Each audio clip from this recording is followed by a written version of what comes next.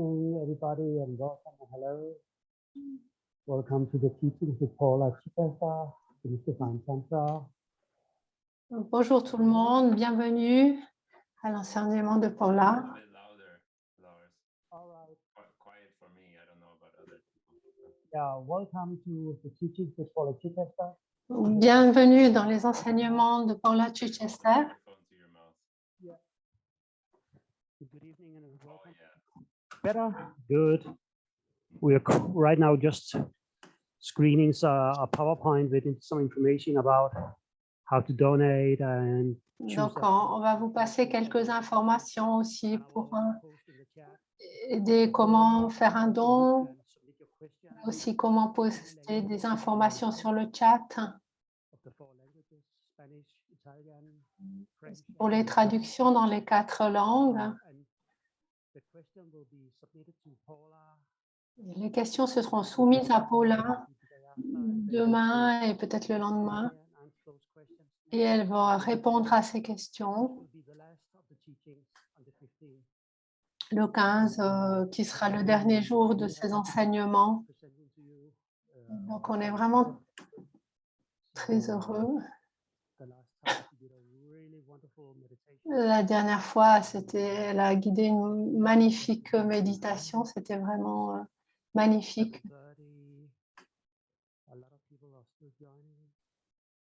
Donc, il est 7h30. Déjà, encore plusieurs personnes nous rejoignent.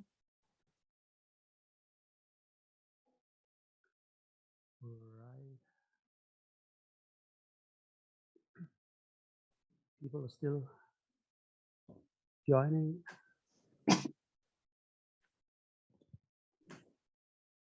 Again, welcome to everybody. My name is Lars. I'm the SPC at LACSAM. Mon nom est Larsam, je suis le SPC de l'AXAM et bonjour à tout le monde, bienvenue. If you can see, we also have a physical center in Zurich. Donc, nous avons un centre à Zurich physiquement. From all over the world. Il y a énormément de gens en ligne aussi, de partout autour du monde, différentes langues. Donc, c'est vraiment magnifique. Autant de personnes veulent connaître un peu mieux ce que c'est que le tantra.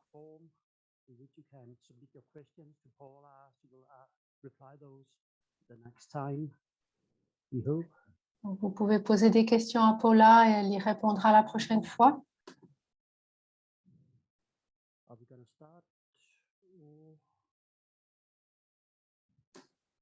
Just giving it a few minutes for people to join. Hope you can hear me well. And good evening and welcome to Spanish speakers, Italian speakers, German, French, people speaking English, people from other countries, understanding either language. It's wonderful. The interest in this topic, the Mystifying Tantra, has been huge. Well, Ce qui est intéressant dans ce module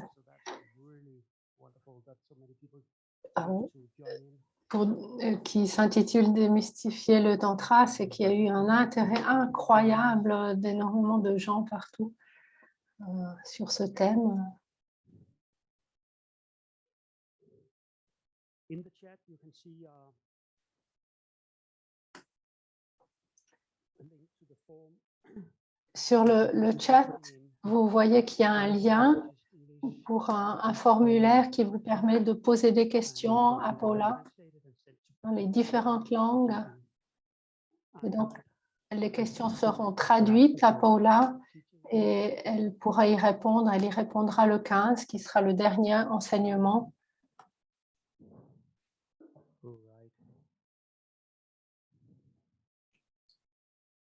So officially welcome. Bienvenue.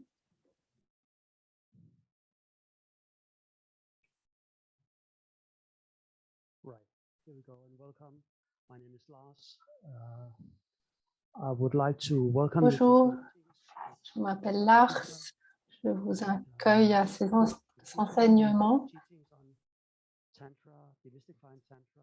démystifier le tantra, que ces enseignements soient accessibles pour nous, même si on n'a pas d'initiation. Bienvenue, Paula. Nice to see you too. Thank you. Lovely to see everyone. Yeah, Are we ready now? We're starting now? we're starting now. Okay. Welcome back, everyone. Bonjour tout le monde. Our topic is Guru, the teacher. Notre sujet aujourd'hui, c'est le gourou, l'enseignant. An interesting topic. C'est un sujet intéressant, très important dans le tantra. Et on va regarder dans ce thème, après avoir fait les prières préliminaires, si vous nous joignez pour la première fois, c'est le 4e rencontre qu'on a ensemble sur ce thème.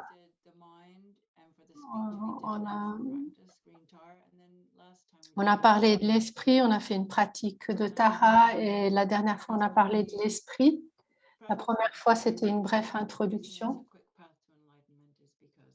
Et quand on dit que le tantra est le chemin le rapide vers l'illumination, parce que ça concerne le corps et l'esprit, mais aussi le corps et beaucoup les énergies du corps. On s'occupe beaucoup Et donc, parfois, on peut être un peu surpris si on ne connaît pas, parce qu'on peut penser que la méditation ne s'occupe que de l'esprit, la pratique bouddhiste. Donc, la méditation que j'ai conduite la dernière fois n'est pas une méditation vraiment bouddhiste, mais c'est une méditation de guérison selon la médecine chinoise. Et pourquoi je l'ai fait, c'est parce que nous avons vraiment besoin de soigner nos corps, de les guérir dans la période actuelle à cause de notre façon de vivre, des conditions extérieures. Et donc, c'est important d'avoir plus de clarté dans l'esprit et dans le corps. Et en plus de ça, il y a des pratiques préliminaires au tantra, et l'une de ces pratiques préliminaires, ce sont les prostrations. Peut-être beaucoup connaissent ces prosternations, pardon.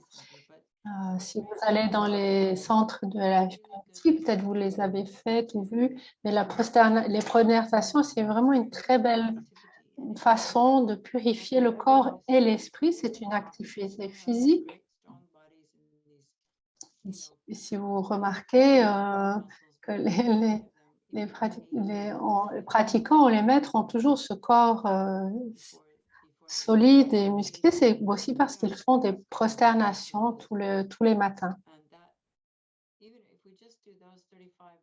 Les grands maîtres, les maîtres, les pratiquants le font 35 par jour, et même si on fait justement que ces 35 prosternations tous les matins, on va avancer notre pratique. Si vous décidez de commencer une pratique tantrite, c'est vraiment important de faire ces pratiques préliminaires qui sont ces méditations aussi de base très importantes, comme par exemple la méditation sur la respiration. Comme je vous ai par exemple demandé de travailler là-dessus la dernière fois. Si vous ne l'avez pas eu l'occasion de le faire, je peux vous demander d'aller réécouter ce module parce que c'est vraiment important. Quand on parle d'énergie et du corps, il y a une relation directe avec la respiration. Et dans le tantra, on travaille avec des visualisations, et il faut, tant qu'on n'a pas réussi à sentir comment ces méditations bougent notre corps et sont actives dans notre corps, c'est un petit peu difficile à comprendre. Et donc, parfois aussi, si on peut ressentir trop de tension, on peut avoir des temps qui sont longues, on appelle ça des longues, qui sont quand on a fait un petit peu trop fort, et ça fait des blocages au niveau de l'énergie. Et donc, dans ce genre de pratique, moins, c'est mieux que trop. Donc, je voulais juste dire ça avant de démarrer. Donc, moins, c'est mieux que trop. Donc, on va commencer avec la méditation, une méditation sur l'intention, qui est toujours le point de départ des pratiques qu'on fait. Donc, pour la parole des 4 nobles vérités, en les citant, et on peut dire le samsara, c'est joindre continuellement aux perturbations mentales et au karma. Alors ça, c'est la définition bouddhiste.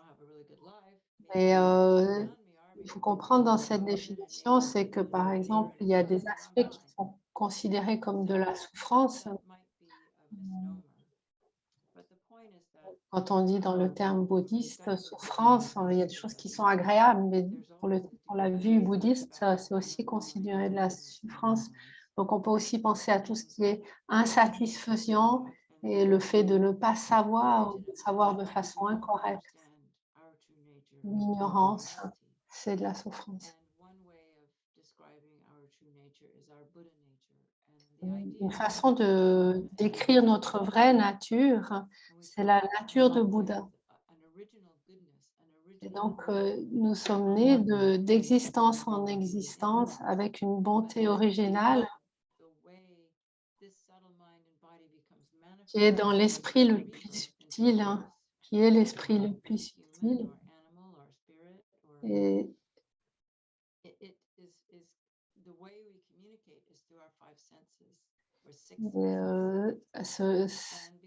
la façon dont nous communiquons, c'est à travers notre 5 sens. Et à travers ça, tout apparaît comme existant véritablement. Parce que la façon dont on appréhende les choses avec nos sens sensoriels nous fait percevoir comme si les choses existaient là, à l'extérieur. Et ensuite se forme cette intention, je veux ci et je ne veux pas ça. Et tout ça crée cet inconfort dans notre esprit. Ça, c'est la cause de notre souffrance. Et donc, quand le Bouddha parle de souffrance, si on arrive à réaliser notre nature de Bouddha, l'esprit le plus subtil, notre vraie nature, c'est le chemin pour être libéré de la souffrance.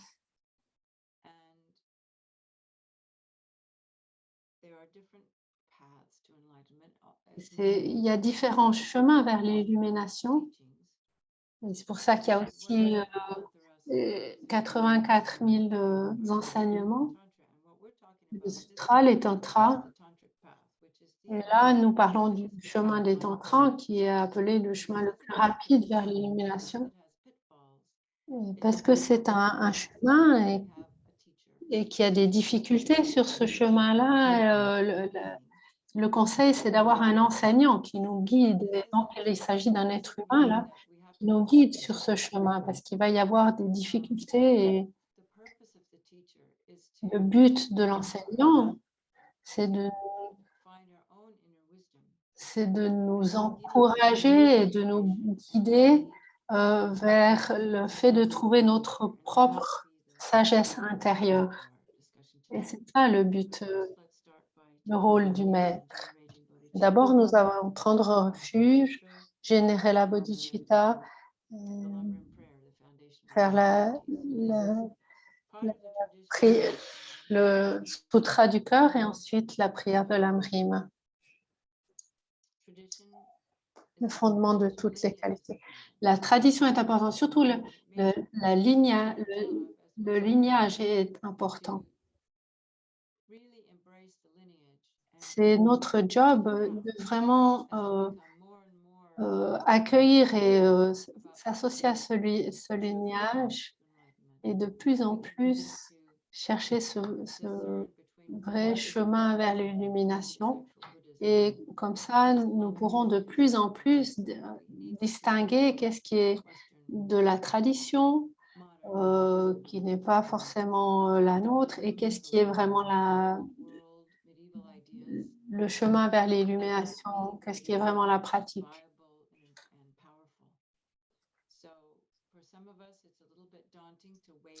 Pour certains de nous, c'est un petit peu spécial de voir tous ces aspects traditionnels avec les costumes, toutes les déités, les différents costumes. Ça peut être un peu spécial parce qu'on n'a pas cette culture-là. Mais moi, ce que j'ai remarqué, c'est que en fait, il nous faut tester tout dans le bouddhisme, il nous faut essayer les différents aspects et d'observer quel est l'effet qu'ont ces aspects-là de la pratique sur notre esprit. Et moi, ce que je ressens, c'est que ces pratiques ont vraiment une bénédiction pour ma pratique. Et donc, on va toujours prendre refuge. Et donc, ça veut dire que si on prend refuge, c'est qu'on est arrivé à cette conclusion que vraiment on veut la cessation de la souffrance et qu'il y a un chemin qui l'y conduit. Et que le Bouddha a réalisé ce chemin, il nous l'a enseigné, qu'il y a des amis spirituels qui nous aident, qui sont là et qui nous aident le long de ce chemin.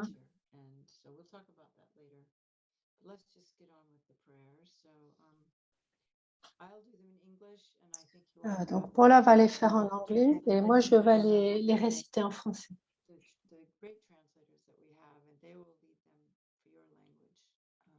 I think Losong's joining us today, or maybe, I'm not sure, maybe she's taping, but anyway, it's nice to see Losong. So let's just go. So first, let's imagine Buddha Shakyamuni. D'abord, imaginez Bouddha Shakyamuni qui se tient, Imagine Buddha in the space in front of us. ou Bouddha dans l'espace devant nous. This is a being with enlightened qualities. C'est un être avec des qualités illuminées,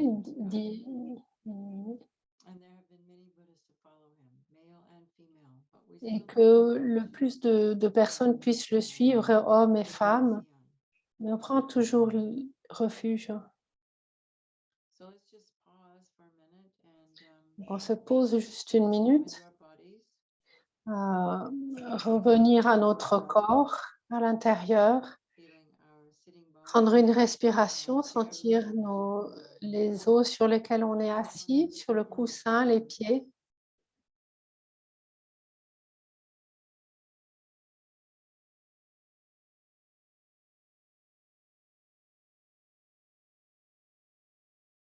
connecting with our heart by generating Connecter avec notre corps en générant things we're grateful for.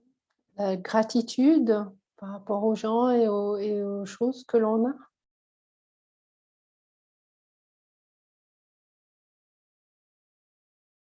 We remember our father and our mother, Se rappeler de notre père à notre droite, de notre mère à gauche, around us, tous nos amis autour de nous, people that irritate us, les gens qui nous irritent, forgiving, qu'on a de la peine à pardonner, on les met devant nous, and then remembering everyone who's on this et se Zoom. rappeler que I can't tout, see the whole gallery, but tout le monde, tous les gens aussi qui sont sur le Zoom, et on imagine qu'ils sont tous, on est tous ensemble à Langsam, dans cette belle région de Suisse où c'est un jour ensoleillé.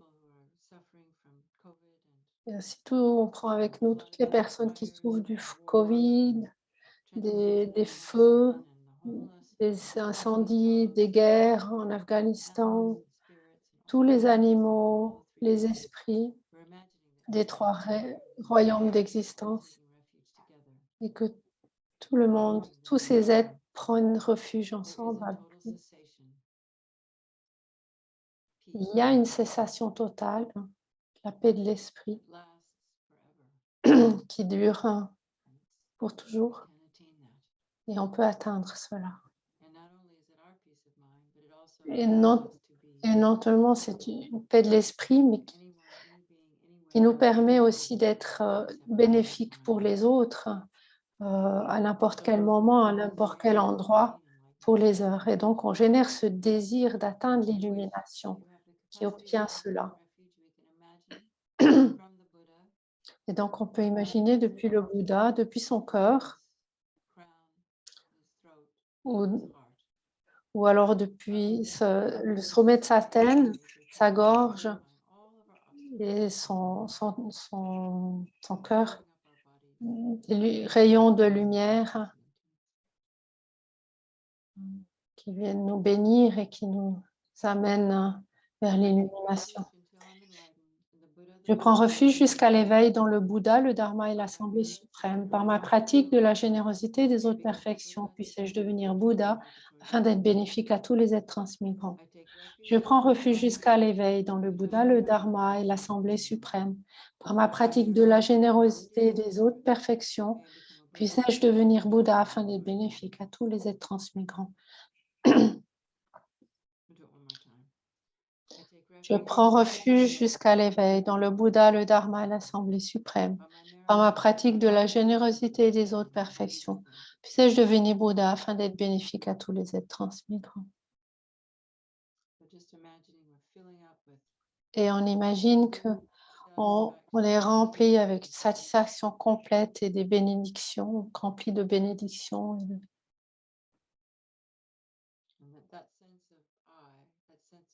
Et que ce sens de moi, ce moi séparé, se dissout dans cette sphère de conscience, de présence.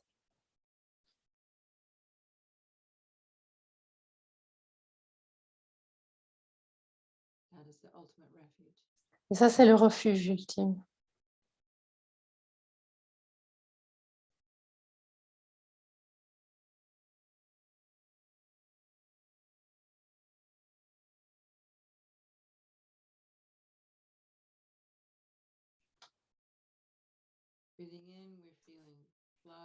En inspirant, on sent de l'amour et une conscience spacieuse. Et on expire,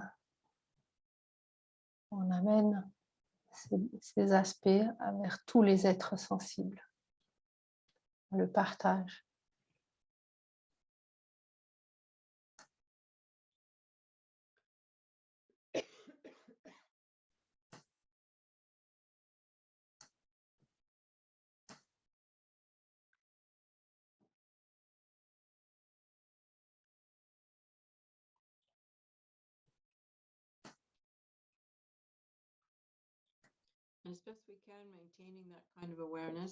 Et le mieux qu'on peut, on maintient cette conscience. On va réciter le Sutra du cœur. Sutra du cœur de la perfection de la sagesse. Hommage à l'Arya triple joyau. Voici ce qu'une fois j'ai entendu. Le Bhagavan se trouvait à Rajagriha sur le pic des vautours, entouré d'une grande congrégation de moines et d'une grande assemblée de bodhisattvas. À ce moment-là, le Bhagavan était absorbé en la concentration sur les catégories de phénomènes appelées perfection profonde. Au même moment, le bodhisattva Mahasattva Arya Avalokiteshvara contempla la pratique même de la profonde perfection de la sagesse. Il vit que les 5 agrégats également étaient vides de nature propre. Puis, par le pouvoir du Bouddha, le vénérable Shariputra s'adressa en ces termes au bodhisattva Mahasattva Arya Avalokiteshvara. Les fils de la lignée désireux de pratiquer la profonde perfection de la sagesse, comment doit-il s'y prendre? Le bodhisattva Mahasattva Arya Avalokiteshvara répondit alors au vénérable Sharadvatiputra. Shariputra, les fils et les filles de la lignée qui désirent pratiquer la profonde perfection de la sagesse doivent la considérer de la manière suivante. Ils doivent contempler correctement et à maintes reprises le fait que les 5 agrégats, eux aussi, sont vides de nature propre. La forme est vide, la vacuité est la forme. La vacuité n'est pas autre que la forme et la forme n'est pas autre que la vacuité. De même, la sensation, l'identification, les facteurs composés et la conscience sont-ils vides? Shariputra, ainsi tous les phénomènes sont-ils vacuités? Ils sont sans caractéristiques, ils ne naissent ni ne cessent, ne sont ni souillés, ni non souillés, ni déficients, ni parfaits. En conséquence, Shariputra, dans la vacuité, il n'y a ni forme, ni sensation, ni identification, ni facteurs composés, ni conscience, Ni œil, ni oreille, ni nez, ni langue, ni corps, ni mental, ni forme, ni son, ni odeur, ni saveur, ni objet du toucher, ni phénomène mental. De l'élément de l'œil, ainsi de suite, jusqu'à l'élément du mental, l'élément de la conscience du mental, il n'y a pas d'élément. Il n'y a ni ignorance, ni élimination, ni ignorance, et ainsi de suite, jusqu'à il n'y a ni vieillissement et mort, ni élimination du vieillissement et de la mort. Et à l'avenant, il n'y a ni souffrance, ni origine de la souffrance, ni cessation, ni voie. Il n'y a ni sagesse transcendante, ni obtention, ni non-obtention. Shariputra, ainsi, puisqu'il n'y a pas d'obtention, les bodhisattvas se font-ils sur la perfection de la sagesse, et ils demeurent en elles l'esprit sans voile et sans peur. Et comme ils sont passés bien au-delà de toute erreur, ils parviennent au stade final du nirvana. C'est en s'appuyant sur la perfection de la sagesse que tous les Bouddhas des trois temps, eux aussi, font naître pleinement l'insurpassable éveil parfaitement accompli. Aussi, le mantra de la perfection de la sagesse, le mantra de la grande connaissance, le mantra auquel rien n'est supérieur, le mantra égal à l'inégalable, le mantra qui apaise à jamais toute souffrance doit être reconnu comme véridique, car il ne trompe pas. Et voici le mantra de la perfection de la sagesse. Tayatam, gate, gate, paragate, parasangate, bodhisoha. Shariputra, c'est ainsi qu'un bodhisattva, Mahasattva doit s'exercer à la profonde perfection de la sagesse. Puis le Bhagavan sortit de sa concentration et loua le Bodhisattva Mahasattva et Avalokiteshvara en disant bien, bien, au fils de la lignée. Il en est ainsi, il en est bien ainsi. C'est exactement comme tu viens de l'exposer qu'il convient de pratiquer la profonde perfection de la sagesse et Tathagata eux-mêmes se réjouissent. Lorsque le Bhagavan eut dit cela, le vénérable Sharadvatipudra, le Bodhisattva Mahasattva Arya Avalokiteshvara, l'entourage au complet, ainsi que le monde des dieux, des hommes, des asuras, des Gandharvas, furent remplis de joie et louèrent les paroles du Bhagavan.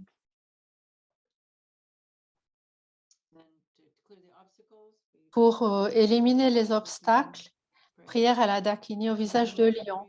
Je me prosterne devant l'assemblée des Dakini des trois chakras qui demeurent dans le yoga sacré de la jouissance de l'espace. Par vos pouvoirs de clairvoyance et d'émanation magique, prenez soin des pratiquants communaires, prenez soin de son enfant.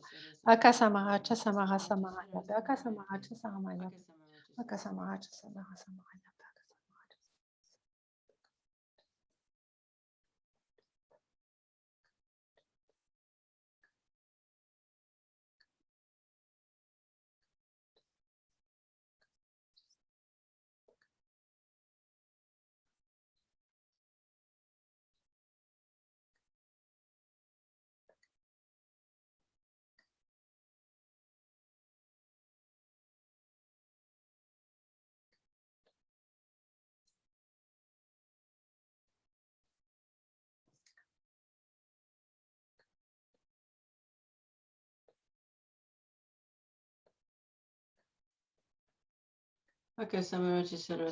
Mahaya pe ayatam gate gate paragate parasangate bodhisoha. Par les enseignements des trois joyaux suprêmes dotés du pouvoir de la vérité, que les obstacles intérieurs et extérieurs soient transformés, qu'ils soient chassés, qu'ils soient apaisés, que toutes les forces négatives ou contraires au dharma soient complètement pacifiées.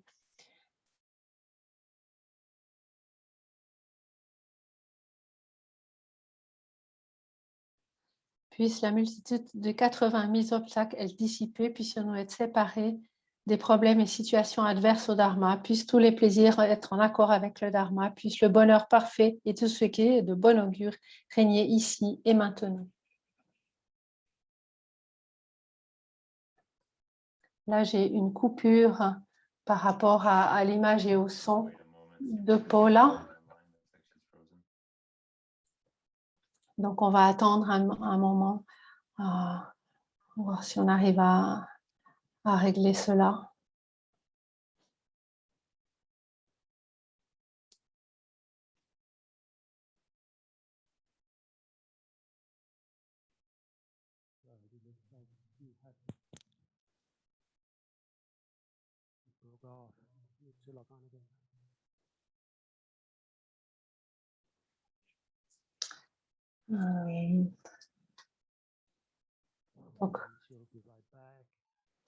Donc, on espère que Paula va être rapidement de retour.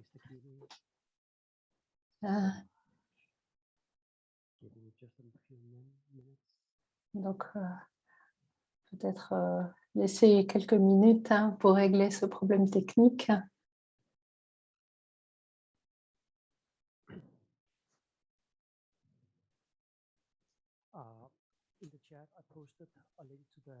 Donc, dans le chat, j'ai posté le lien qui vous pour où vous pouvez retrouver tous les enseignements que nous avons eus les semaines passées et vous êtes bienvenus à poser des questions. Vous pouvez les soumettre dans toutes les langues français, italien, espagnol, allemand ou anglais. Les traductions seront faites.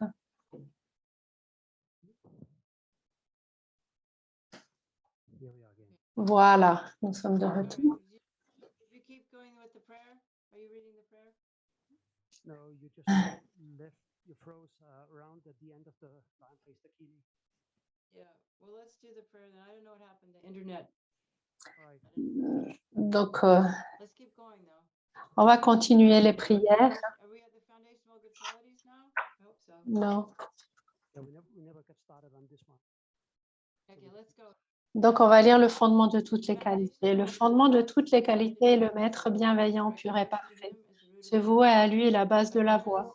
Veuillez me bénir afin que, réalisant clairement cela et m'y appliquant avec diligence, je me remette à lui avec grand respect. La liberté précieuse qu'offre cette renaissance obtenue pour une fois est d'une valeur inestimable et difficile à retrouver.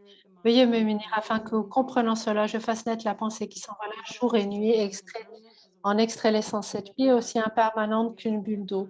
Puisse-je me souvenir qu'elle décline rapidement et que très vite survient la mort. Après la mort, de même que le corps suit l'ombre sur le corps, les chats blanches et noires sont suivis de leurs effets. Veuillez venir afin que je convaincu de cela. Je vais toujours attentivement abandonner toute négativité qui nous soit-elle et à accomplir la poursuite du plaisir samsarique et la porte. Aux insatisfactions, ces plaisirs ne sont pas fiables. Veuillez nous bénir afin que nous conscients de ces désavantages. J'aspire intensément à la félicité et de la libération. Par cette pensée pure, est-ce la mémoire, la vigilance et une grande circonspection? Veuillez m'émunir afin que je prenne à cœur l'observance des vœux et de pratique moksha, racine des enseignements. Comme je suis moi-même tombée dans l'océan du samsara, tous les êtres nos mères y sont aussi tombés. Veuillez me bénir afin que j'en prenne conscience, m'exerce au suprême esprit d'éveil et prenne la responsabilité de libérer ces êtres transmigrants. Si je m'en tiens à la seule production de l'esprit d'éveil sans mettre en pratique les trois sortes d'éthique, je n'atteindrai pas l'éveil. Veuillez me bénir afin qu'ayant bien compris cela, j'observe avec moi grande ardeur les vœux de Bodhisattva. Veuillez me bénir afin qu'ayant apaisé les distractions envers les objets incorrects et analysé correctement le sens de la réalité, je fasse naître rapidement dans mon continuum mental la voie qui nuit le calme mental et veuillez me bénir afin que devenir réceptacle pur par la pratique de la voie commune, je franchisse les langues des êtres infortunés, le suprême véhicule de Vajra. Dès lors, les bases d'accomplissements des types de réalisation et l'observance pure des vœux et engagements sacrés. Veuillez me bénir afin que, fermement convaincu de cela, je le protège même au prix de ma vie. Veuillez me bénir afin qu'ayant réalisé l'importance des eustas, l'essence du Vajrayana, je réalise les enseignements du Saint Maître en moi donnant, avec grande ardeur et sans relâche à la pratique des 4 sessions. Ainsi, c'est le Maître qui montre la noble voie, les amis spirituels qui la pratiquent jour et du jour. Veuillez me bénir afin que tous les obstacles intérieurs et extérieurs soient définitivement affectés. Dans toutes mes existences, sans jamais être séparés des maîtres parfaits, pour découvrir de la splendeur du Dharma et parachevant les qualités et des chemins, puissais-je rapidement atteindre l'état de Vajradhara. In all my lives, never separated from perfect gurus, may I enjoy the magnificent Dharma. By completing the qualities of the stages and paths, may I quickly attain the state of Vajradhara.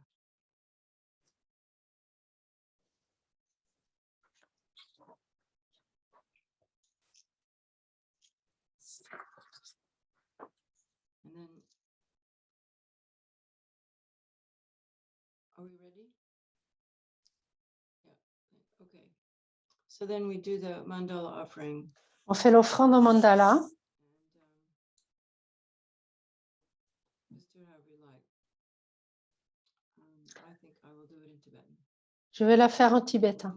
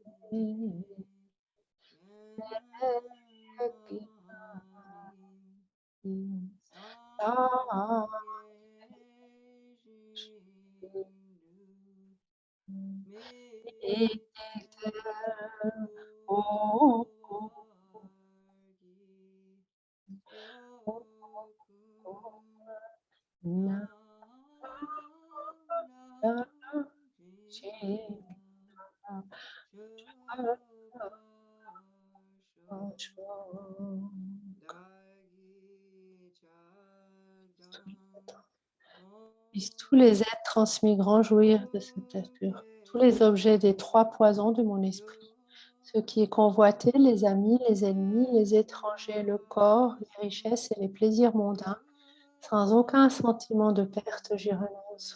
Recevez-les, s'il vous plaît, et libérez tous les êtres de leur esclavage.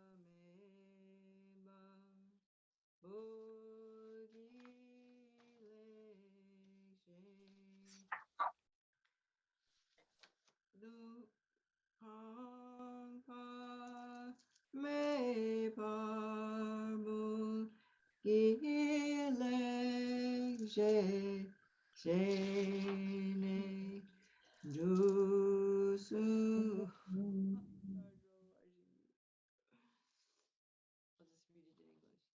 The ground is blessed with scented flowers strewn, adorned with Mount Meru, the four lands, sun and moon. Cette terre loin, s'il vous plaît, venez grands héros, enseignants de mots purs.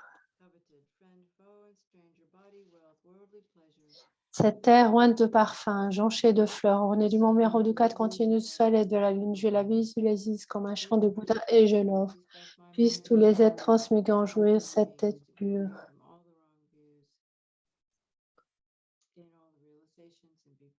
Précieux Maître, s'il vous plaît, bénissez mon esprit et tous les êtres sensibles d'être libérés des trois poisons. Idam Guru Ratna Mandala Kami. Voilà, c'était l'offrande du mandala, excusez-moi, en deux parties. Merci.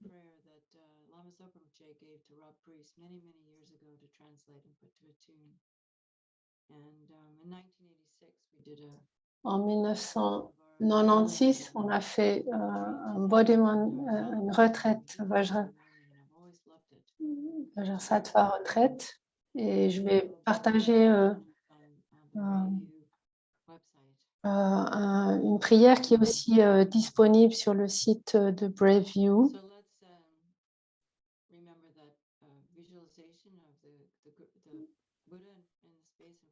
Donc, on visualise le Bouddha dans l'espace devant nous. Et dans cette visualisation, on va appeler notre propre gourou qui vient dans l'espace devant nous. Et si on n'a pas de maître, si on souhaite en avoir un, on peut l'essayer. C'est la meilleure façon de trouver un maître, c'est de prier vraiment intensément pour être guidé par un enseignant, par un maître. C'est la meilleure façon d'en avoir un si on n'en a pas. Et même si on n'est pas vraiment... En fait, si je prends mon exemple, je n'étais pas vraiment en train de chercher, mais je l'ai rencontré parce qu'il a béni mon esprit.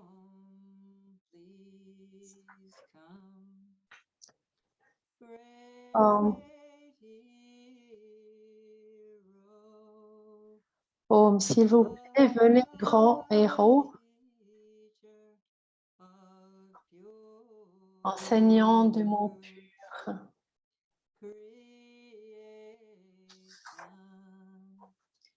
Création, destruction, autosurgie, sagesse de la vacuité, et cela seulement.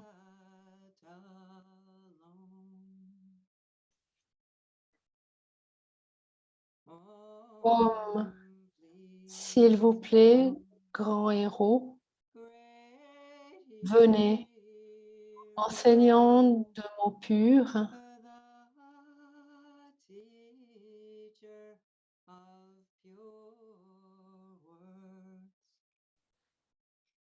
création, destruction, autosurgie, sagesse de la vacuité, et cela seulement.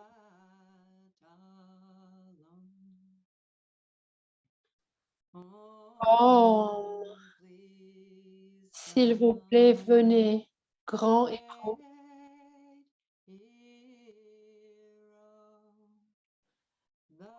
enseignant de mots purs,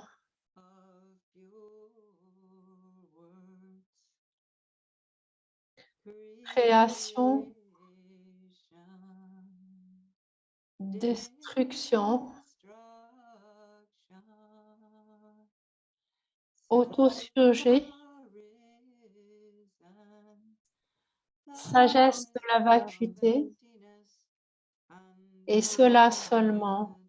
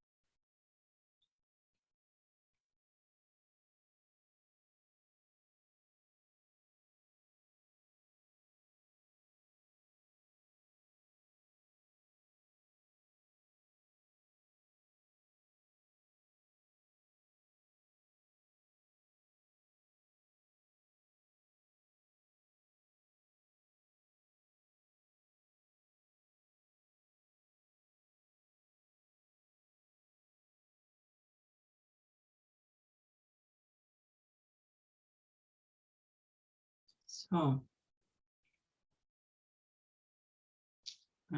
once again, setting our motivation to Encore une fois, on réajuste notre motivation pour cette discussion, c'est d'atteindre l'élimination pour le bénéfice de tous les êtres.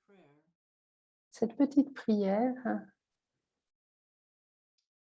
explains Guru Yoga really. explique en fait réellement le Guru Yoga. Parce que le gourou, toute la raison du maître, d'un enseignement, d'un enseignant, du lama, c'est de réaliser la vacuité, n'est-ce pas? Donc cet appel au maître, on appelle la réalisation de la vacuité. Rien n'est vraiment jamais créé ou détruit par soi-même. Tout dépend d'autres choses et créé en dépendance. Ça ne veut pas dire qu'on n'a pas d'oreilles, de nez ou des yeux, mais ça veut juste dire que les choses n'apparaissent pas de la façon dont elles existent. Et donc c'est tout le point principal du chemin vers l'illumination, c'est de voir la façon dont les choses existent, c'est-à-dire en dépendance, qu'elles sont vides d'existence. Mais on peut lire tous les livres du monde, mais sans bénédiction, cette bénédiction, il semble qu'on n'arrive pas à aller vers l'illumination.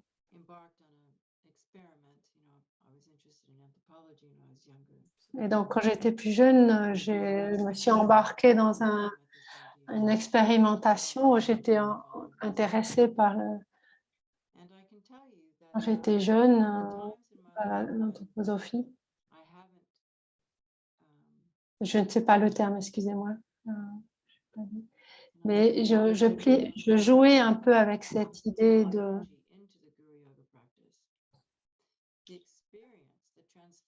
si j'avais de l'énergie dans les pratiques du Guru Yoga, je remarquais que si je n'avais pas l'énergie dans la pratique du Guru Yoga, mes pratiques de méditation sur la vacuité, elles n'avaient pas le même pouvoir, beaucoup moins puissant. Alors, de mon expérience, la dévotion au maître est liée à ça. Bon, l'illumination, c'est une expérience. De mon point de vue, ce ne sont pas des explications ou des mots, c'est quelque chose que l'on sent, c'est une expérience. Cette clarté et cette conscience dont on parle dans les pratiques tantriques, c'est pas quelque chose qu'on peut décrire vraiment. Alors, j'ai mentionné l'importance du lignage, de l'existence du gourou, mais je peux vraiment que insister. Mais je crois que c'était dans la dernière session. J'ai parlé du lignage et comme si c'était comme le lignage, c'était comme une onde radio, fréquence radio. Et le gourou, si on compare à aujourd'hui, on peut donner l'image du téléphone portable qui fait la connexion avec ces fréquences. Mais je pense qu'à un certain niveau, comme le dit la théorie quantique, à un certain niveau, nous sommes tous connectés mentalement. Et donc, de la même façon, il y a des chaînes YouTube, différents aspects. D'après ce que je comprends, on va dans ces espaces-là. Et donc, il y a cette sphère mentale où on est tous connectés. Et en fait, on sait qu'on est tous connectés. On a un peu cette expérience que si on pense à quelqu'un, on sent qu'il est vraiment là. On sent que quelqu'un n'est pas bien, il y en a qui ne se sent pas bien. On a un peu cette expérience de connexion. Et donc, le lignage, c'est cette connexion puissante à travers la dévotion au maître. Ça permet de faire cette connexion puissante sur ces fréquences, si on peut dire, de la conscience de l'intention. Et donc, c'est comme c'est comme si on connectait comme une connexion à Internet sur ce grand web. Et quand on fait la dévotion au maître, ça nous permet de se connecter à cet espace.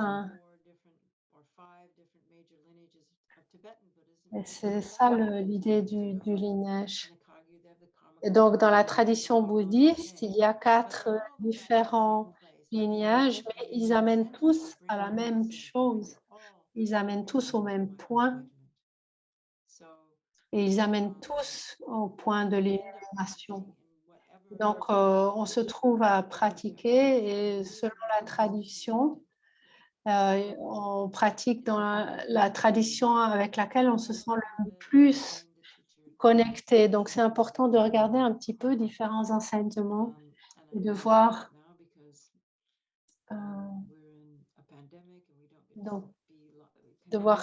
quel aspect, quelle approche on se sent le plus connecté.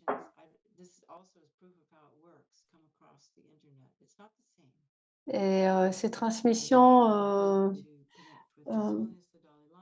peuvent quand même avoir lieu, même si c'est à travers Internet.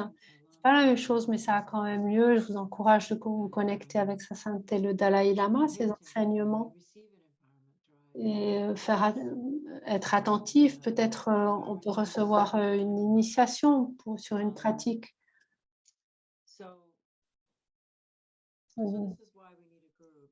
Donc, actuellement, dans ce temps de pandémie, on peut aller sur Internet. Donc, c'est pourquoi on a besoin d'un maître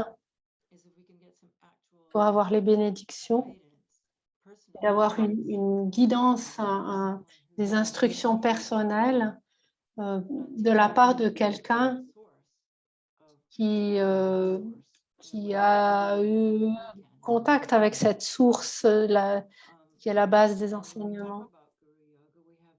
Et quand on parle du Guru Yoga, la dévotion au maître,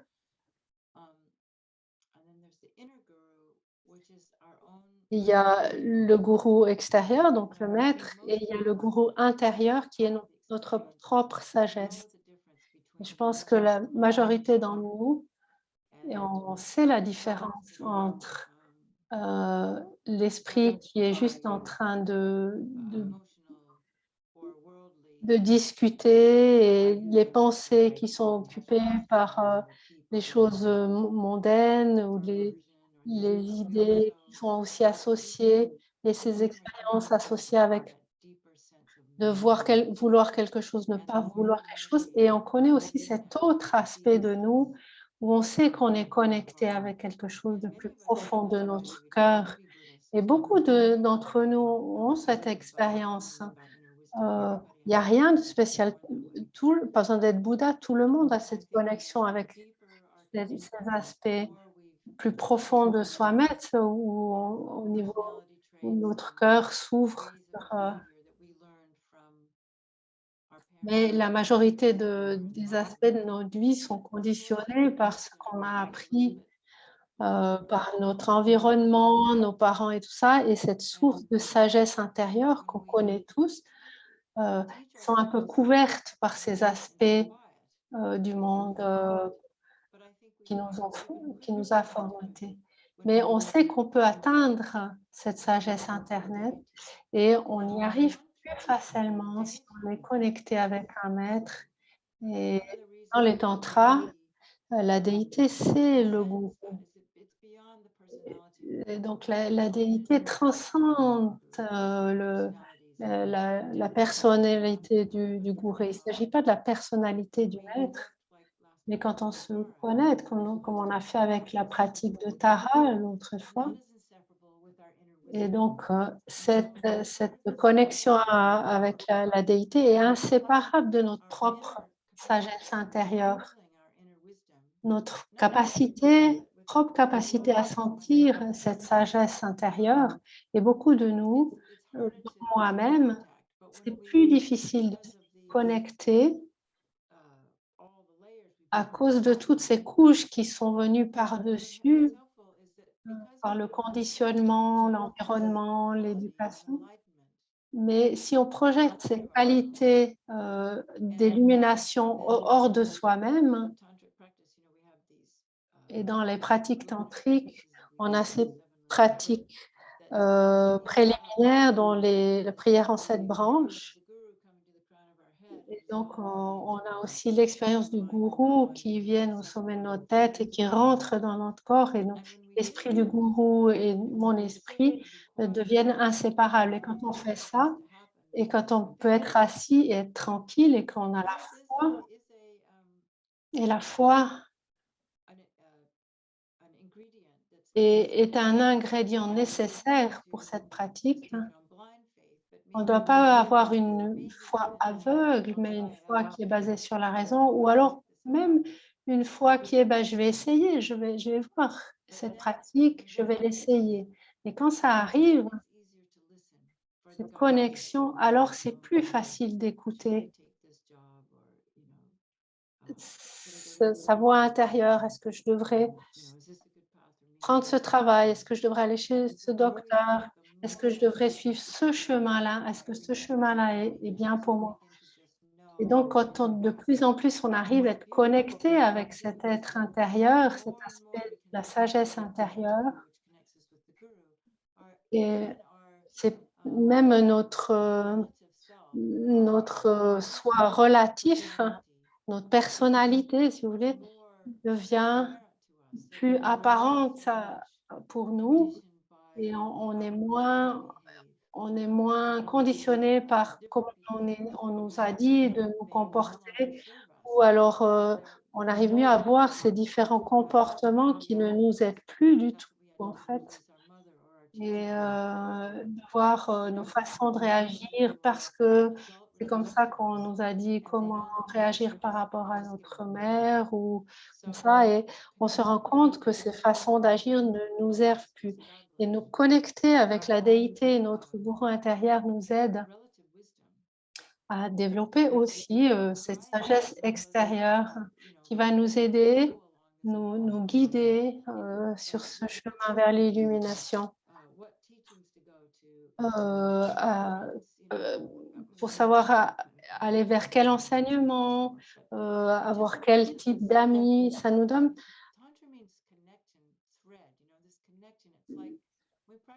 Ça nous connecte et ça nous donne. Et il y a comme un chemin invisible qu'on doit suivre.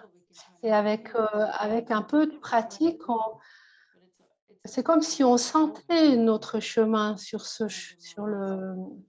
vers l'illumination et on le ressent. Et c'est une autre façon de vivre et on se laisse guider par cette sagesse intérieure. Une autre façon de vivre. Et donc, le Dharmakaya, la sagesse intérieure, la conscience claire, ce sont tous les mêmes termes pour décrire sagesse intérieure. Et ça ne vient pas en une fois, mais ça vient petit à petit. On a une petite expérience passagère de cette conscience claire. Et ça grandit de plus en plus et l'expérience se développe. Au début, c'est toujours conceptuel, mais plus on pratique, plus ça se clarifie. Et avec la dévotion au maître, ce développement de la sagesse intérieure est beaucoup plus rapide. Et donc, c'est juste quelque chose qu'on fait de se connecter avec ce lignage. Ça nous amène les bénédictions. Je pense que je l'ai expliqué avant déjà. Ce que l'on fait, c'est en créant les causes pour avoir les bénédictions, bénéficier des bénédictions. Et la plus grande cause que l'on puisse créer pour avoir une connexion au maître, c'est de faire cette pratique de dévotion au maître. Parce qu'en faisant cette pratique, on coupe les perceptions mondaines de nous-mêmes et de l'environnement et cette façon d'exister erronée. Les différentes déités, les mandalas, ce sont des symboles, mais ce que l'on fait vraiment, c'est qu'on coupe toutes ces couches de concepts qu'on a sur les choses et on arrive au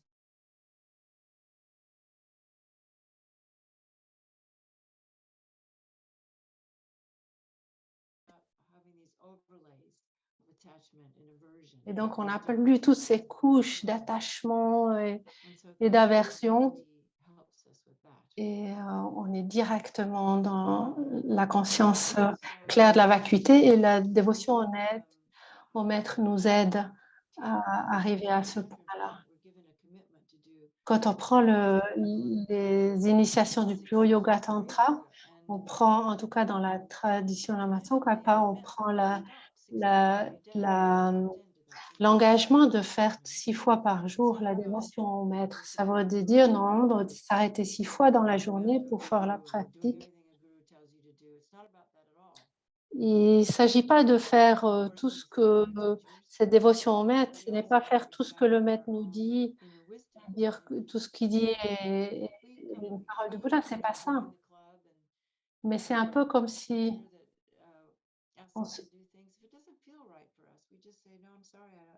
si le maître nous dit de faire quelque chose et que ça nous paraît pas ah bon, on n'est pas à l'aise avec ça, il n'y a pas de danger de dire non, ça, je ne suis pas à l'aise avec ça, je ne le fais pas. Et donc, c'est important. Et donc, si on prend refuge dans un maître, ça ne veut pas dire que c'est lui qui est ensuite maître de notre vie. C'est pas ça. Parce que le but de tout ça, c'est de développer notre sagesse intérieure. Donc, c'est nous qui décidons encore et qui guidons notre vie. On peut prendre des conseils vers notre maître, mais il ne prend pas le pouvoir sur notre vie. Et donc, c'est très important de contrôler aussi les qualités du maître. Est-ce qu'il a une connexion, un lignage? Est-ce qu'il vient d'un lignage lui-même? Est-ce qu'il connaît les enseignements? Est-ce qu'il raconte simplement des histoires, il les invente? Est-ce qu'il est connecté avec un lignage? Est-ce qu'il a des qualités aussi dans la façon dont il se comporte? Ce que j'aimerais partager avec vous,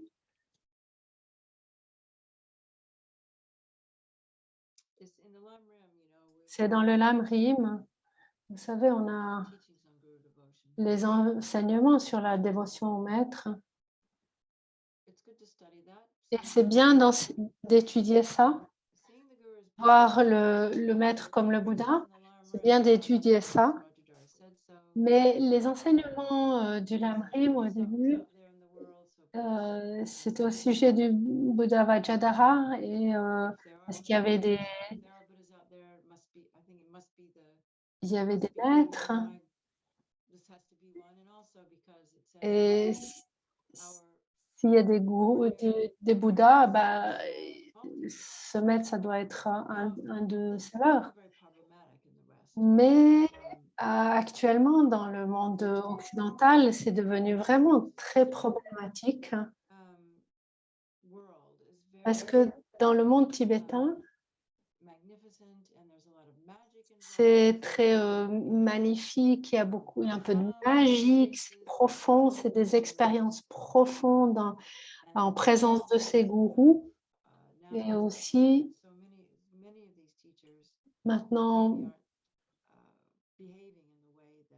plusieurs de ces enseignements, de ces lamas, peut-être actuellement, ne se comportent pas de la façon dont on pense qu'un gourou devrait se comporter.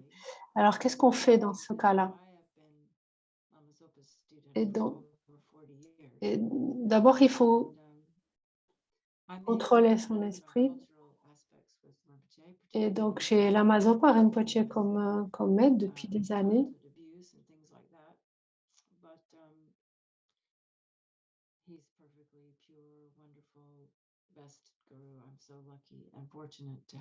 Je suis très, très heureuse d'avoir, j'ai extrêmement chanceuse d'avoir Lama Zopa comme maître et Lama Yeshe sa sainteté complètement pure. Et ça fait vraiment la vie très, très différente. Je ne peux pas vous expliquer pourquoi. Probablement, quand on parle de la dévotion, qui est vraiment le chemin, et la dévotion doit vraiment venir de notre cœur. On dit aussi dans le Lamrim que comment on pratique la dévotion au maître, il est dit qu'on se rappelle de la bonté du maître, et spécialement des maîtres tibétains, comme ils sont sortis, ils ont marché hors du Tibet, repensez à ça, des difficultés extrêmes pour être nos maîtres, nos enseignements. Et ils ont dû traverser des difficultés énormes aussi de maladies. Et je le dis depuis des années, Lama Zopa Rinpoche. Quand j'étais avec un petit groupe de personnes,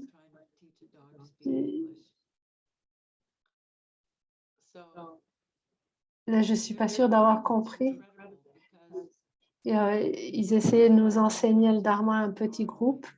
Mais c'est le bonté des maîtres est énorme. Des maîtres comme Lama Zopa Rinpoche, ce sont des maîtres, quand ils prennent renaissance dans notre monde pour nous enseigner, et quand ils prennent renaissance dans ce monde, ils prennent les aspects de notre monde, donc ils prennent aussi un corps qui correspond à ce monde et ils doivent réapprendre tout en fait, et donc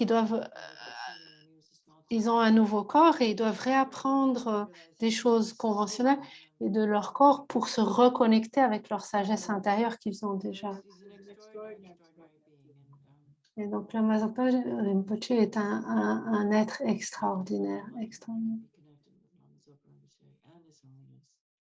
Et d'être connecté avec l'Amazopa Rinpoche, sa sainteté, c'est incroyable. Et l'illumination prend beaucoup de temps, mais c'est très très rare d'atteindre l'illumination en une fois. Et donc, ce qu'on veut, c'est continuer de vie après vie. Et donc, avoir un maître et donc de leur dédier notre vie. Si on pense à leur bonté, on est juste dépassé par leur bonté et on est envahi de gratitude de leur bonté, et parce qu'ils nous donnent des initiations, ils nous enseignent, ils ont de la patience par rapport à toutes les erreurs qu'on fait. Ils restent toujours là, ils n'abandonnent pas. C'est incroyable. Mais ils le font, c'est dans un contexte tibétain de prendre cet aspect humain. Et la meilleure façon de leur rendre cette bonté, c'est de leur offrir nos services, de faire des offres matérielles pour aider que le dharma soit en vie. On peut offrir pour les projets dharma, pour les centres, parce que c'est à travers que les centres que les gourous peuvent se manifester. Mais la meilleure façon de pratiquer, le lama n'a pas besoin de nos offrandes, il n'a pas besoin de ça. Mais ce qui lui fait vraiment plaisir, c'est que si sincèrement, on se consacre à une pratique quotidienne, peu importe ce que l'on fait, mais si on se connecte on prend refuge, on développe la bodhicitta, abandonner les saisies de cette vie.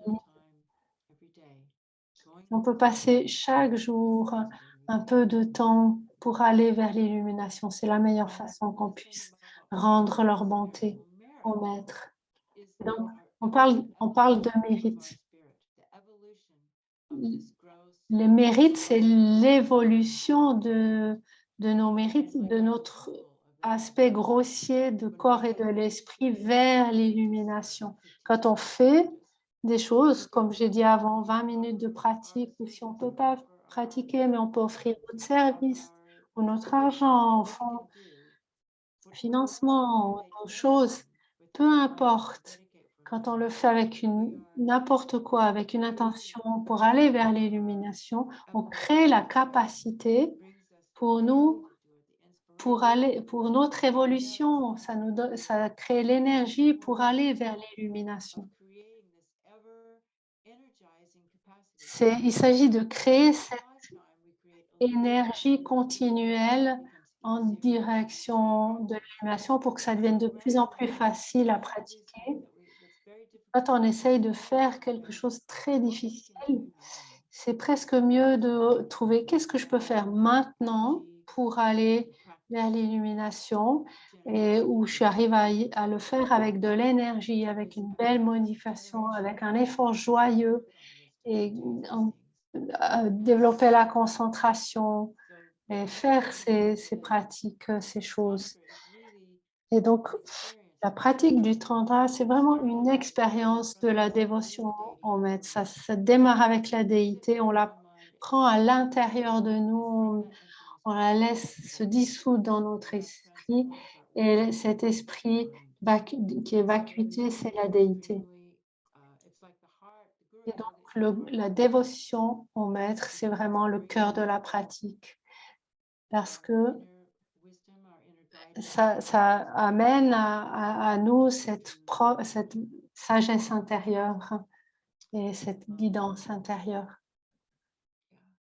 So, I Mm. mean, I'm talking about Lama Zopa Rinpoche and Lama Donc, je Yeshe. parle Lama Zopa Rinpoche et de Lama Yeshe, They don't have to be yours. qui sont mes maîtres, mais ce n'est pas obligé que ce soit les vôtres. I think most of us here are FPMT, so we're kind of already there. Donc, je vous encourage, mais bon, peut-être que la majorité d'entre nous sont de la FPMT, donc ils sont déjà en lien avec ces êtres. Et c'est une chance incroyable, une opportunité magnifique. Ce sont des maîtres très purs. Et donc, j'ai été dans d'autres enseignements, Kakyu, et parce que je voulais avoir plus d'informations. Et j'ai étudié quand j'ai fini mes études, mes retraites, j'ai étudié avec d'autres enseignements, d'autres traditions.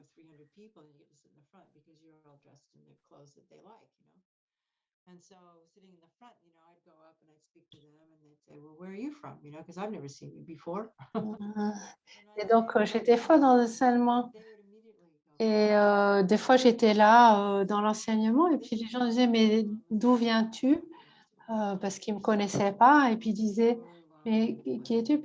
Alors, je disais, je suis une enseignante, je suis une étudiante de Lama Zopa Rinpoche et chaque fois, la réaction des autres enseignants, c'était de dire, mais quelle chance, quelle belle opportunité, c'est magnifique, c'est un maître incroyable.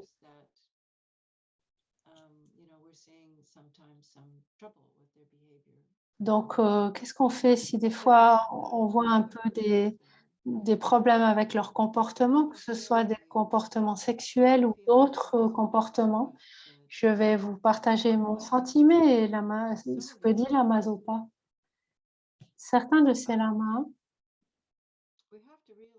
on doit comprendre, comme j'ai dit, que c'est possible, et je pense que ce sont des lamas réincarnés, quand ils arrivent avec ce corps, quand ils renaissent dans ce corps, ils ont un aspect ordinaire aussi. Et mon sentiment, c'est il y a tellement de pression sur les lamas réincarnés à être des moines. Et peut-être ils sentent que ce n'est pas ce qui leur convient. Peut-être ils devaient avoir une compagne. Il ne devrait pas y avoir autant de stigma. Ça ne devrait pas être vu si négativement.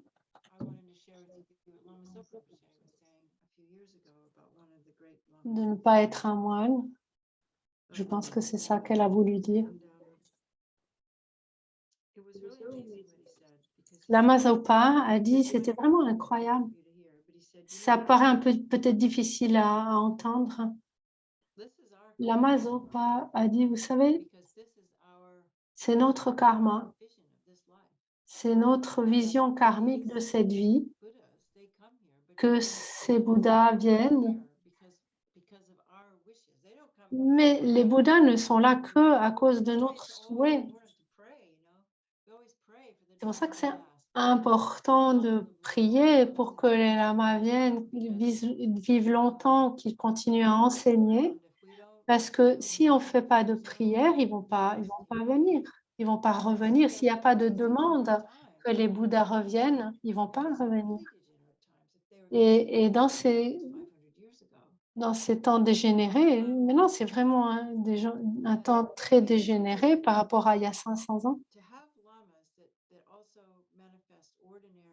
Et d'avoir des lamas qui manifestent aussi des activités ordinaires qui sont erronées et fausses pour les autres. Et il a dit, c'est le mieux qu'on puisse faire. Alors j'étais très étonnée, mais il a dit, on peut juste être content d'avoir des gourous qui font faux. Et donc, ils ont cette forme qui est abîmée, mais les enseignements qu'ils donnent sont complètement extraordinaires. Mais on ne doit pas on doit pas accepter ces comportements, peut-être qu'ils ne peuvent plus être en mesure d'enseigner à cause de ces comportements, mais ne jamais discréditer les enseignements qu'ils ont donnés. C'était des enseignements incroyables. Et donc, je vous dis juste ça, je vous laisse contempler ça et accepter ou pas. Ce que je pense, c'est que ce que nous enseignons et de qui nous avons les enseignements, ce ne sont pas des êtres ordinaires, c'est la transmission de notre lignage. Et quand ils commencent une pratique, ils font leur propre guru yoga par rapport yoga, dévotion au maître par rapport à leur pratique.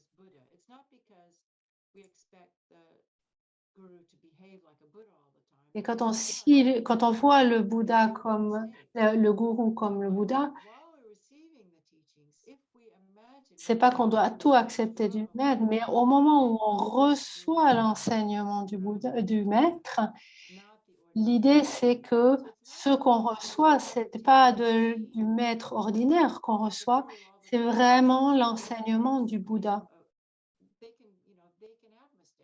Et les maîtres font des erreurs. Ils sont malades aussi parce qu'ils ont des corps qui sont ordinaires. Mais quand on reçoit des enseignements, ça c'est important, des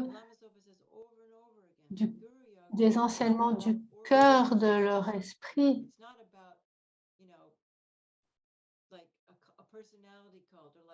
Et quand on part le lama, c'est pas un culte de personnalité comme Mick Jagger ou Britney Spears. Il s'agit de connecter mon Dharmakaya avec le Dharmakaya du maître. Et quand j'ai cette connexion, je peux réaliser ma sagesse intérieure. Et c'est ça la dévotion au maître. Et ma pratique personnelle, quand je visualise le maître Vajradhara ou Tara, je me connecte avec cette expérience illuminée de la déité, du Bouddha. Quand j'amène ensuite ça en moi, à ce moment-là, je le reçois. Et ça, c'est le Gura. Et c'est ça qui crée des mérites. Et ça qui crée les causes. Et pourquoi on fait toutes ces pratiques préliminaires? On apprend le lamrim, on travaille avec nos corps, on fait des exercices. C'est pour ouvrir ces vaisseaux, pour que nos corps ordinaires et notre corps subtil, notre esprit ordinaire et notre esprit subtil puissent recevoir ces bénédictions qui sont là. Et que, oui ou non,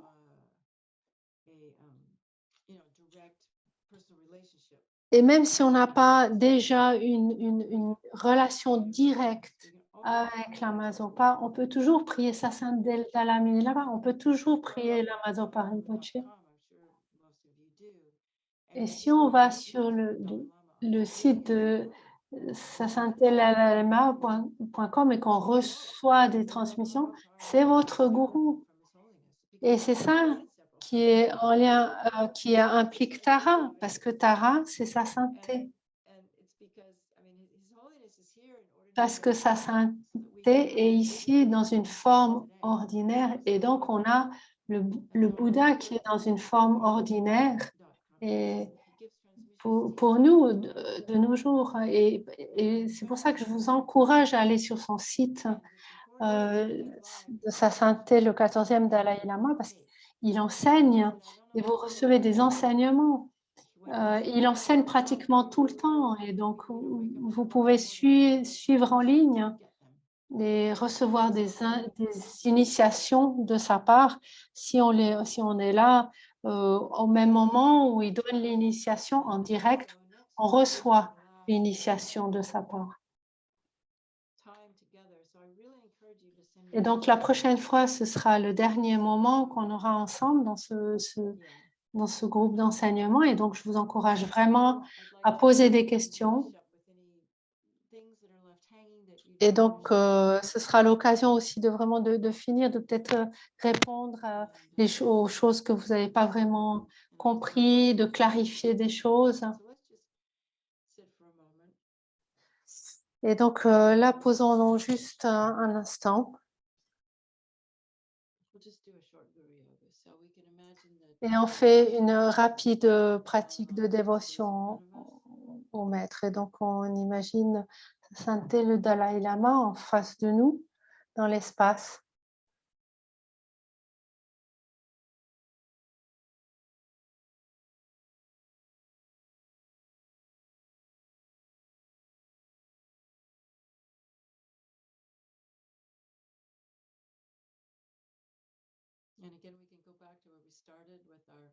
Et on peut aller là où nous avons commencé au début avec notre père, parents, les amis, tous les êtres, la motivation d'aller développer l'illumination pour être bénéfique à tous les êtres et se tourner vers sa sainteté.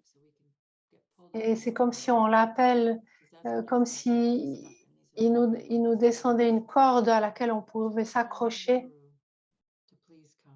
Et donc, c'est vraiment d'appeler le gourou pour, s'il vous plaît, venir. On peut faire une requête. Puissais-je couper la continuité de la saisie du soi, sentir l'amour, la compassion et l'esprit d'éveil et atteindre l'union insurpassable du Mahamudra.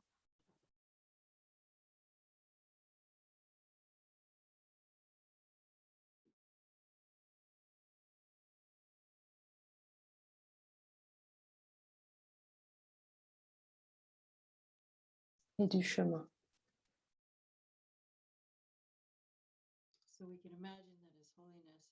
On peut imaginer sa sainteté est ici avec nous et il est heureux, il est satisfait. Et il entend nos demandes de couper la saisie de cette continuité de saisie. Et donc, on va voir les bénédictions maintenant du corps, de la parole et de l'esprit des êtres illuminés. Et donc, il y a une lumière blanche qui part, qui émane du chakra de la couronne, de sa sainteté et qui passe dans le sommet de ma tête et qui purifie tous les karmas passés du corps afin de pouvoir purifier, afin de pouvoir atteindre l'illumination. Une lumière blanche.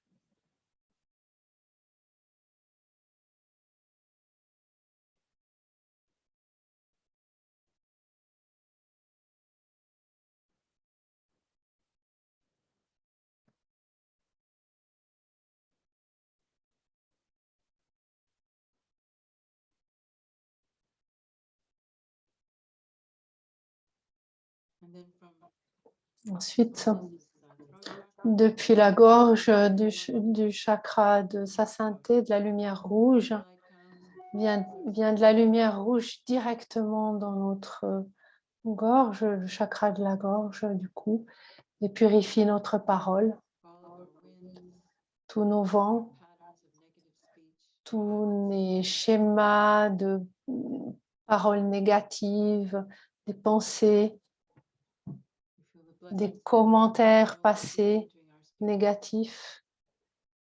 Et donc, on sent la bénédiction de la parole de sa sainteté en nous.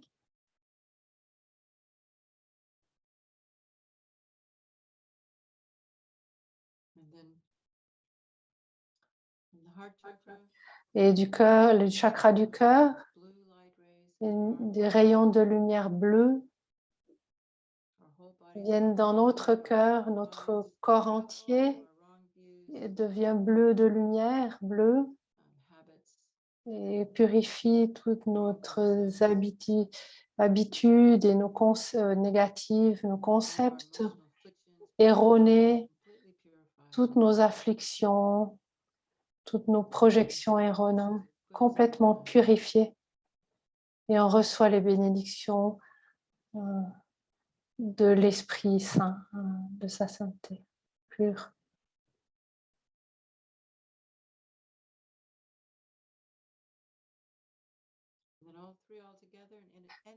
Les trois ensemble, puissent toutes les obscurcissements subtils être purifiés afin de pouvoir progresser vers l'illumination. Donc les trois lumières ensemble.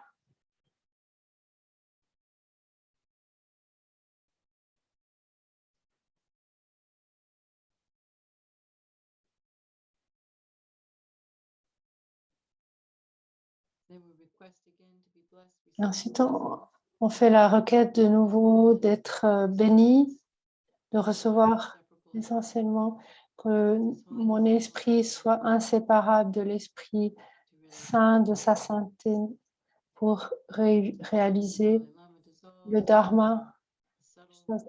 Dalai Lama se dissout dans l'aspect subtil de son corps, de son esprit.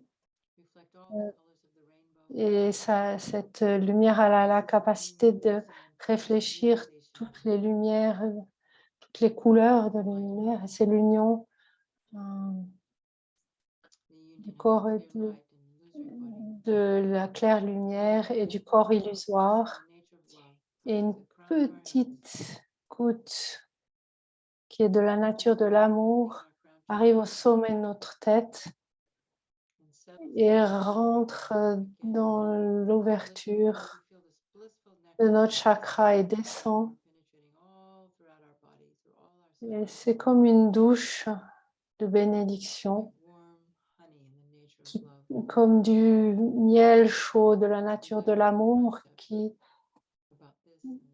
passe dans tous nos canaux, dans tout notre corps et qui purifie tous les concepts erronés, tous les karmas contaminés. Et on est complètement purifié, corps et esprit. Et cette goutte descend au chakra de la gorge. De nouveau pénètre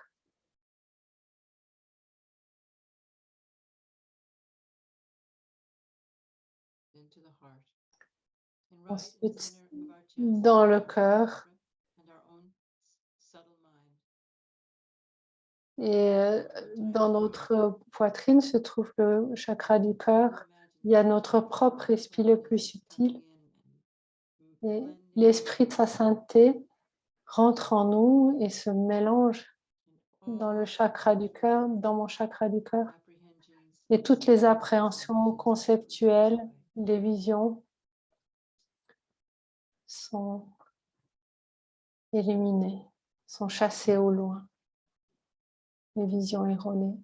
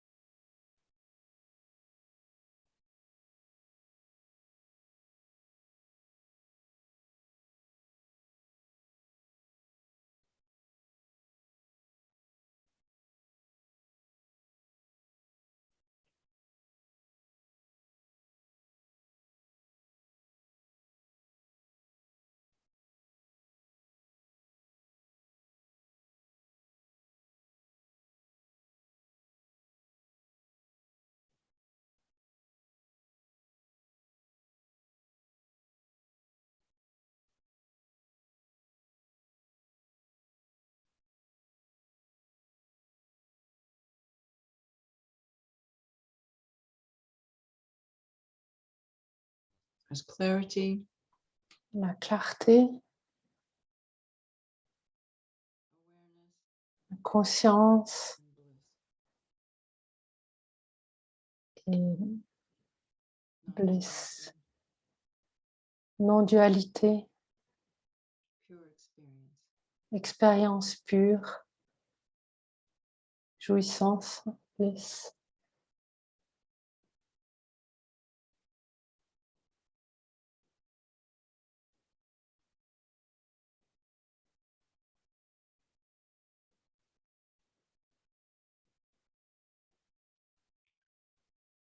And then our time's up. So if we go back, if we Et have voilà, a un minute autre to temps est think passant. about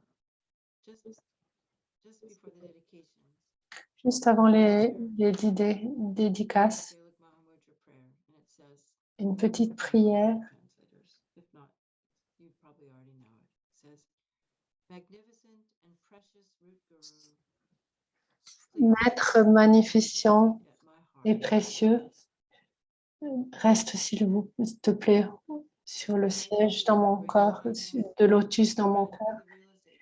Guide-moi avec bienveillance et accorde-moi les réalisations de ton corps, parole et esprit pur.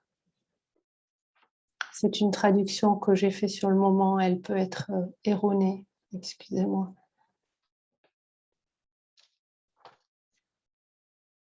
So, just in closing, I'd like to say that I know a lot of us kind of J'aimerais juste dire pour finir, je sais que beaucoup d'entre nous sont orientés scientifiques et on dit le bouddhisme n'est pas une religion et là on commence à parler de prière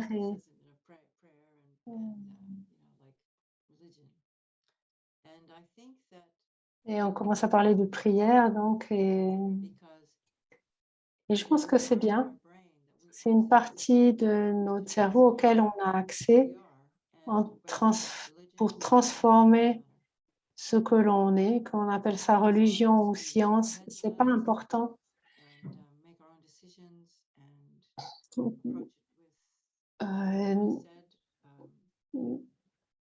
Sa sainteté dit autant toujours contrôler, écouter les choses, les enseignements et voir est-ce que c'est juste pour moi, est-ce que ça paraît juste. Et la dévotion,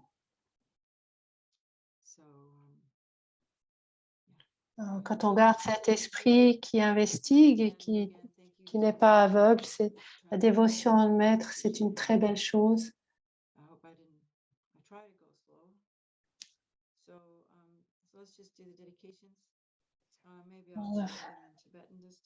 Je vais chanter les dédicaces en tibétain. Alors, Vénérable Paula va les dire en tibétain. Moi, je vais les dire en français.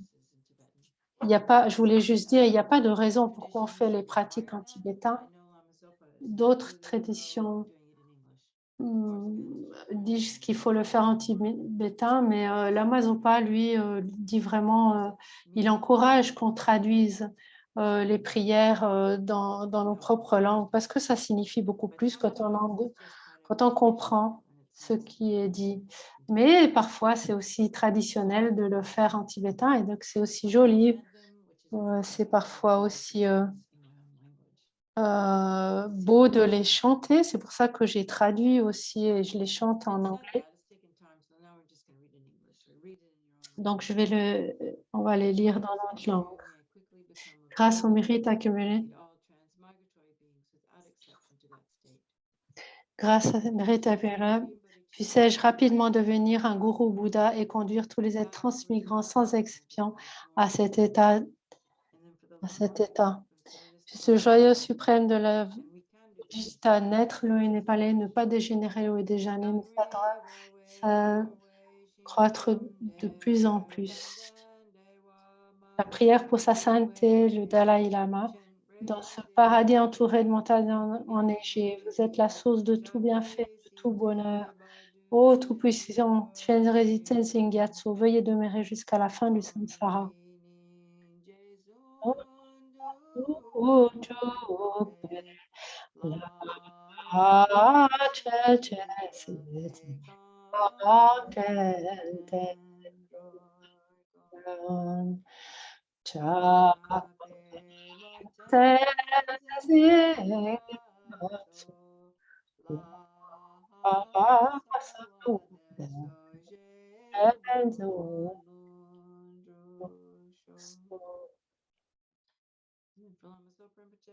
Pour la Mazopa Rinpoche, vous qui maintenant l'attitude conférant et soutenant, préservant et propageant l'enseignement de la Tsongkhapa, œuvrez comme le serviteur imperturbable de toutes choses.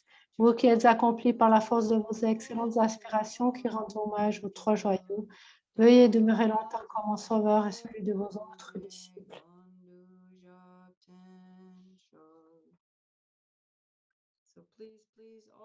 Donc, s'il vous plaît, que tous les gourous vivent longtemps et tous les êtres et dispersent le dharma, la paix, qu'ils aient de longue vie, qu'ils aient les ressources pour toutes les personnes qui essayent d'aider, qui aident les gens en Afghanistan, tous ceux qui sont affectés par le climat, les changements climatiques, spécialement aux leaders de ce monde, qu'ils puissent dans leur cœur dire non au pétrole et au grand business et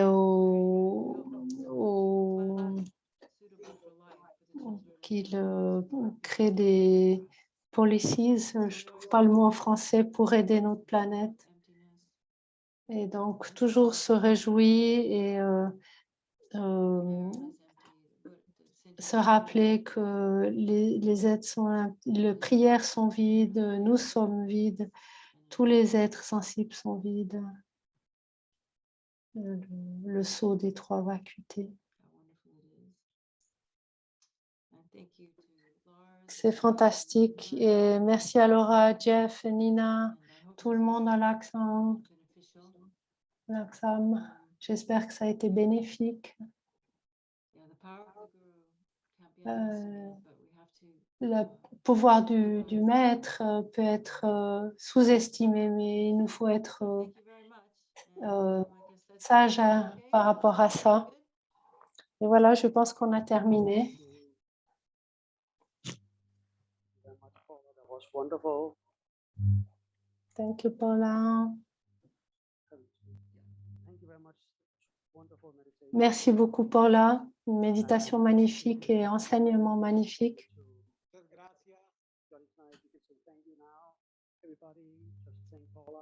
Tout le monde, on peut remercier Paula. Thank you, thank you, thank you. Thank you. Thank you.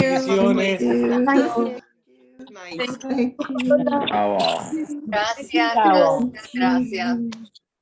Gracias. Love you. Thank you. Love you. Love everybody. Love you all.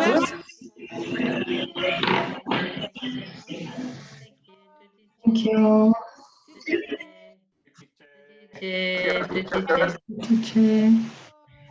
Bye, thank you. Au revoir.